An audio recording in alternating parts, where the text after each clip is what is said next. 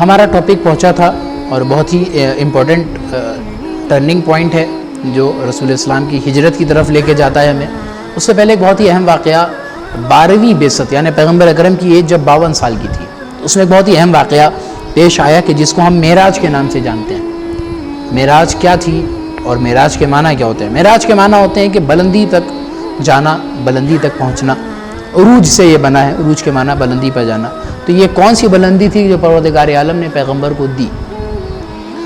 اب جب تاریخ کا آپ مطالعہ کریں گے تو آپ کو محسوس ہوگا, خود ہمارے ہاں بھی ہے, اور میں بار بار یہ اس لیے کہہ رہا ہوں کیونکہ اعتراض نہ ہونے پائے کہ ہم باتیں صرف اپنی کتابوں کی کریں. اس میں ایک چھوٹا سا سوال ذرا سا کرنا چاہوں گا کہ جو کہ معنی ہے فراز اور معراج میں کیا ڈفرینس ہے؟ کیونکہ فراز کے معنی بھی بلندی ہے اور معراج کو بھی جیسا کہ آپ نے بتایا اس کو. معراج کے معنی ہوتے ہیں نیچے سے اوپر کی طرف جانا, عروج اسی سے کہتے ہیں, یعنی آدمی نیچے ہے اوپر کی طرف جائے گا. فار ایگزامپل آپ نے سیڑھی لگائی, آپ نیچے سے اوپر کی طرف اسٹیپ بائی اسٹیپ جا رہے ہیں, اس کو کہیں گے معراج. تو بلندی کے کئی مرحلے ہوتے ہیں, ان میں سے چونکہ عربی زبان اتنی بڑی زبان ہے اور ہر لفظ اپنے اندر ایک معنوں کا سمندر لیے ہوتا ہے, تو ہم کنڈیشن کے اعتبار سے معنی کر سکتے ہیں. تو یہ ان میں سے ایک معراج ہے. اب جو قصہ تاریخ کے اعتبار سے میں آپ کی خدمت میں عرض کروں وہ یہ ہے کہ پیغمبر اکرم کو پروردگار عالم نے جناب جبرائیل کو حکم دیا کہ جاؤ براق لے کر پیغمبر کی خدمت میں. جناب جبرائیل حاضر خدمت ہوئے اور پیغمبر اکرم کو براق پر تشریف رکھنے کو کہا. پیغمبر بستر سے اٹھے, براق پر تشریف رکھی, اور اس کے بعد اب جو سفر معراج, براق یہ مدینے میں ان کے ساتھ ہے, مکے میں ان کے ساتھ, مکے سے جناب جبرائیل لے کر آئے تھے. جبرائیل لے کر آئے تھے. چونکہ وہ براق عام براق تو نہیں تھا کہ جسے ہم اور آپ سمجھ رہے ہیں کہ جو زمین پر چل رہا ہو, ملک لے کر آیا ہے تو وہ فضائی براق ہوگا, ہوا کے سفر طے کرنے والا براق ہوگا. تو اب قرآن مجید جو بیان کر رہا ہے, بسم اللہ الرحمن الرحیم, سبحان الذی اسری بعبدہ لیلا من المسجد الحرام الی مسجد الاقصی. بابرکت ہے وہ ذات کہ جو لے گئی راتوں رات اپنے بندے کو, اسری بعبدہ لیلا من المسجد الحرام الی مسجد الاقصی. مسجد حرام یعنی خانہ کعبہ سے, مسجد اقصی یعنی آپ کے بیت المقدس کی طرف, جو فلسطین یروشلم میں ہے آپ کے, مسجد اقصی کی طرف لے گئی. اب جو سفر بیان ہوتا ہے وہ کیا ہے سفر؟ کہ پیغمبر اکرم روایت کے اعتبار سے مکہ مکرمہ سے نکلے, خانہ کعبہ سے نکلے, وہاں سے پھر پیغمبر اکرم مسجد اقصی کی طرف روانہ ہوئے. مسجد اقصی میں آنے کے بعد پیغمبر نے یہاں بھی نماز پڑھی, اور یہ مسلمانوں کا پہلا قبلہ تھا کہ جس طرف نماز پڑھی جاتی تھی. خانہ کعبہ کو پروردگار نے بعد میں قرار دیا ہے, پہلا قبلہ یہ تھا جس کی طرف نماز پڑھی جاتی تھی. پیغمبر اکرم وہاں تشریف لے گئے, وہاں سے جناب جبرائیل بیت المعمور کی طرف بلندی کی طرف لیتے چلے گئے, وہاں سے قاب قوسین کی منزل تک پیغمبر اکرم اس سے پہلے سدرۃ المنتہا پر پہنچے, اور یہاں پر اب جناب جبرائیل ٹھہر گئے. پیغمبر سے کہا آقا آپ تشریف لے جائیں حضور. کہا کیا جبرائیل چلو ساتھ میں؟ کہا نہیں, لو دنو تو انملتن لحترقت. جناب جبرائیل نے کہا اگر میں اس سے ایک انگلی بھی آگے بڑھ گیا تو میں جل جاؤں گا. جبرائیل کہہ رہے ہیں رسول اسلام سے کہ میری حد یہیں تک ہے, میں اس سے ایک انگلی بھی آگے بڑھا, ایک قدم بھی نہیں, ایک اسٹیپ بھی نہیں, ایک انگلی بھی آگے بڑھا تو میں جل جاؤں گا. لحترقت, میں جل جاؤں گا, میرے بالوں پر جل جائیں گے.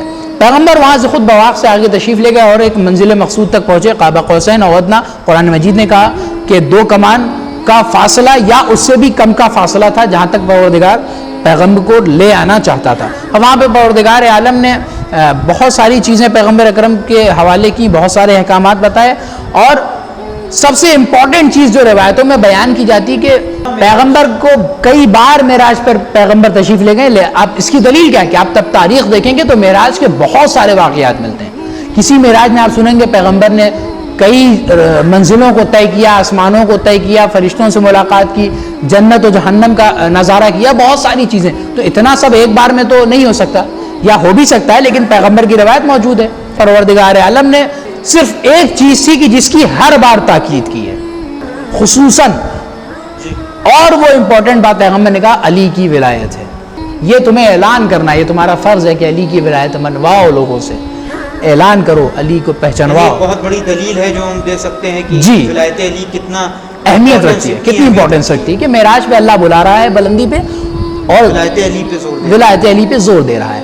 الغرض یہ پیغمبر کا یہ قصہ تمام ہوتا ہے معراج کا. پیغمبر اس کے بعد اب جو بہت طولانی بحث ہے, زیادہ نہیں جانا چاہتا. اب ایک مسئلہ اس میں چھیڑا جاتا ہے کہ بھئی پیغمبر کو معراج جو تھی وہ جسمانی ہوئی تھی, یعنی فزیکلی پیغمبر تشریف لے گئے تھے, یا اسپریچولی روحانی طور پہ گئے تھے. جی تاریخ میں دیکھیں گے تو آپ کو محسوس ہوگا کہ پیغمبر جو اختلاف کیا گیا یہ کہ پیغمبر جسمانی طور پر نہیں جا سکتے, چونکہ آسمان جو ہے وہ ایک پیاز کے چھلکے کی طرح ہے. یہ فلسفی گڑ لی گئی کہ آسمان پیاز کے چھلکے کی طرح ہے, لہذا کوئی اگر جائے گا تو اس میں شگاف پڑ جائے گا, اس میں ہول ہو جائے گا. تب یہ ہول ہو گیا تو پھر اب یہ کس طرح سے ہول بھرا جائے گا؟ پیغمبر جائیں گے آئیں گے باڈی لے کر اپنی فزیکلی, تو یہ کیسے ہول بھر پائے گا؟ تو یہ انہوں نے لوگوں نے اعتراض کیا کہ پیغمبر جسمانی اعتبار سے معراج میں نہیں گئے بلکہ صرف روح پیغمبر گئی تھی. اس کا جواب آپ بہت ہی سمپل طریقے سے دے سکتے ہیں. لاجیکلی جواب یہ ہے کہ آپ پیغمبر کے معراج پہ جانے کر تو اعتراض کرتے ہیں فزیکلی, تو آپ اس میٹر پر کیوں اعتراض نہیں کرتے کہ اللہ نے کس طریقے سے جناب آدم کو جنت سے زمین پر بھیجا تھا؟ پیغمبر وہ بھی ہیں, پیغمبر یہ بھی.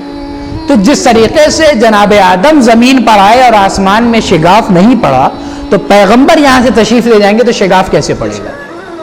ایک سیدھی سی بات ہے. تو جس راستے سے آدم آئے اسی راستے سے پیغمبر چلے گئے. تو یہ کوئی بہت بڑی دلیل نہیں, اور بھی باتیں ہیں میں یہاں پر نہیں عرض کر رہا.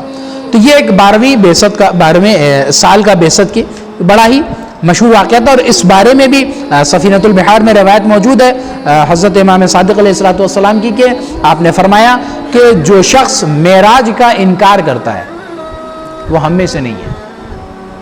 یعنی اتنا زیادہ ہمارے مذہب میں, شیعہ مذہب میں, اسلام میں اس معراج کی اہمیت ہے کہ امام نے فرمایا کہ جو اس کا انکار کرے گا وہ ہم میں سے نہیں ہے.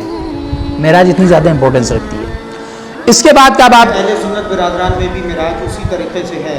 جی بس تھوڑا سا جو میں نے بتایا کہ کنٹروورسی جو کی گئی فضیلت وہی رکھتی ہے, اہمیت وہی رکھتی ہے. جی مانتے وہ بھی ہیں, بس تھوڑا سا مسئلہ روحانی اور جسمانی والا کنٹروورسی پھیلائی گئی ہے, اور یہ بہت بات کا مسئلہ تھا, ایک تھیوری ہے. اور یہ تقریباً 7ویں ہمارے یا 8ویں امام کے دور سے یہ یونانی فلاسفرز کے ذریعے سے یہ دین میں داخل کی گئی. پہلے یہ فلسفہ نہیں تھا. جی یہ داخل کی گئی ہے اسلام کے کو غلط ڈائریکشن دینے کے لیے, پیغمبر کی فضیلت کم کرنے کے لیے.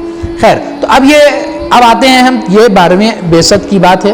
اس کے بعد اب آتا ہے مسئلہ بہت اہم جو میں نے کہا تھا ٹرننگ پوائنٹ ہے, کہ اتنی تیزی سے اسلام پھیل رہا تھا تو کافروں کے بہت زیادہ کھٹک رہا ہے. خیر, اب یہ ٹرننگ پوائنٹ یہ تھا کہ کفار نے یہ طے کیا کہ ہمیں جو ہے وہ ایک آدمی یا 2 آدمی قتل کریں گے محمد کو, تو باقی قریش جو ہے قصاص لیں گے. تو ہم ایسا کرتے ہیں کہ کمیونٹی بناتے ہیں, قریش کے ہر بڑے آدمی کو شامل کرتے ہیں اس میں, اور اس کے بعد پیغمبر کو قتل کر دیں گے, تو لہٰذا کوئی آواز بھی نہیں اٹھ پائے گی کہ پیغمبر کو قتل کر دیا گیا, قصاص کرنا ہے. انہوں نے ایک لشکر, ایک گروہ تیار کیا, کمیونٹی تشکیل دی. اس کے بعد اب یہ ہجوم کرنے کے لیے پیغمبر کے گھر پہ آئے. یہ واقعہ ہے 14 بعثت کی 14 سال تھے, یعنی پیغمبر کی 54 سال کی عمر ہے, اور یہی وہ معاملہ ہے کہ اب پیغمبر کو ہجرت کرنی ہے, مکے سے مائگریٹ کرنا ہے مدینے کی طرف. پیغمبر اکرم کو خبر مل چکی ہے کہ کفار محاصرہ کر رہے ہیں. انہوں نے محاصرہ کر لیا, گھر کو گھیر لیا, تلواریں کھینچ کر پیغمبر کے گھر کے باہر سب کھڑے ہیں کہ قتل کرنا ہے آج یہ جب رات میں سوئیں گے. پیغمبر نے اپنے بستر پر مولا کائنات سے کہا کہ یا علی تم میرے بستر پہ سو جاؤ, اور تمہارے سونے سے اور صبح اٹھنا تو یہ جو امانتیں میرے پاس ہیں ان امانتوں کو کافروں کے جو ہیں ان کو لوٹا کر فلاں فلاں کی یہ امانتیں دے کے میرے پاس آ کر مل لینا ہم سے. اب مولا کائنات نے ایک سوال کیا کہ یا رسول اللہ یہ بتائیں کیا میرے سونے سے آپ کی جان بچ جائے گی؟ پیغمبر نے کہا بالکل, تم صبح یہ امانت دے کر واپس آ جاؤ گے. اب چونکہ اتنا اطمینان تھا مولا کائنات کو, اب یہاں پر آپ جملہ سنیں علامہ شبلی نعمانی کا, ہم لوگوں کا نہیں ہے, سیرت النبی ان کی کتاب ہے, اہل سنت کے بڑے معتبر محدث ہیں. انہوں نے لکھا کہ مولا کائنات جانتے تھے کہ آج یہ جو بستر پیغمبر ہے یہ قتل گاہ ہے, کیونکہ اتنے لوگ تلواریں کھینچ کے بیٹھے ہیں. یہ ہمارے اہل سنت بردرز کی کتاب میں ہے, یہ علامہ شبلی نعمانی یہ لکھ رہے ہیں, یہ وہی جملے ہیں کہ علی جانتے تھے کہ یہ ہماری قتلگاہ بن جائے گا آج کا بستر، لیکن اتنے اطمینان سے سوئے، اور ایسا یہ جملہ مولا کائنات کا مشہور ہے کہ جو نیند مجھے شب ہجرت آئی ویسی نیند کبھی نہیں آئی. تو علامہ شبلی نعمانی کہتے ہیں کہ علی اس قتلگاہ جیسے بستر پر بھی ایسے سو رہے تھے کہ جیسے کوئی پھول کے بستر پہ سو رہا. یہ وہی عقیدہ جو جناب ابو طالب کا تھا جو آپ نے ایلیفینٹ کی اسٹوری جی سیم عقیدہ اللہ کا جی کے پاس کہ جو عبد المطلب کا بلیف تھا وہی بلیف مولا کائنات کا. کیوں بلیف تھا؟ کہ رسول کہہ چکے تھے کہ صبح تمہیں امانت دینی ہے. یہ جملہ مولا کائنات کے لیے اتنا اہمیت رکھتا تھا، اسی سے علی سمجھ گئے کہ صبح تک میں زندہ رہوں گا. نہیں رہتا تو پیغمبر نہیں کہتے کہ تمہیں امانت دینی ہے صبح. اسی بات پر مولا کائنات سو گئے پیغمبر کے بستر پہ. اب ظاہر سی بات ہے، اب آپ یہاں پر ذرا سا غور کریں کہ پیغمبر کے بستر پہ مولا کائنات سو گئے ہیں، کافر باہر تاک میں ہے، اور اس چکر میں ہے کہ محمد اندر سو رہے ہیں. اب آپ سوچئے کہ سو علی رہے ہیں، بستر محمد کا ہے، پیغمبر کا ہے، سو علی رہے ہیں، لیکن کافر یہ سمجھ رہے ہیں کہ محمد سو رہے ہیں. تو کتنا زیادہ مولا کائنات پیغمبر سے شباہت رکھتے تھے ہر اعتبار سے. اب آپ سوچیں پیغمبر کا جسم معمولی جسم نہیں تھا، نورانی شخصیت ہے، تو گویا علی کا جسم بھی پیغمبر سے مماثلت رکھتا تھا. تو نیابت تبھی تو ہوگی جب بالکل ایک جیسا ہو. کیوں کہا جائے کافر کیوں رات بھر انتظار کرنا کہ جو صبح جیسے ہی اٹھیں گے ان کو مار دیں گے. اب یہ پیغمبر، اب بعض روایتوں کے مطابق ہاتھ میں مٹھی میں آپ نے خاک لی اور وہ کافروں کے درمیان اڑاتے ہوئے پیغمبر گزر گئے، لوگوں کو بھنک تک محسوس نہیں ہوئی. اب ایک انٹرسٹنگ بات یہ آ رہی، پیغمبر گزر رہے تھے اور جا رہے تھے بچتے ہوئے مکے کی گلیوں سے کہ پیغمبر نے محسوس کیا کہ پیچھے کوئی آ رہا ہے. تو پیغمبر نے یہ گمان کیا، پیغمبر کو یہ لگا کہ کوئی دشمن آ رہا ہے، کوئی مشرک پیچھے آ رہا ہے، کوئی کافر آ رہا ہے. ظاہر سی بات ہے دشمن تاک میں سے ہی ہو سکتا ہے کوئی پیچھے آ گیا ہو.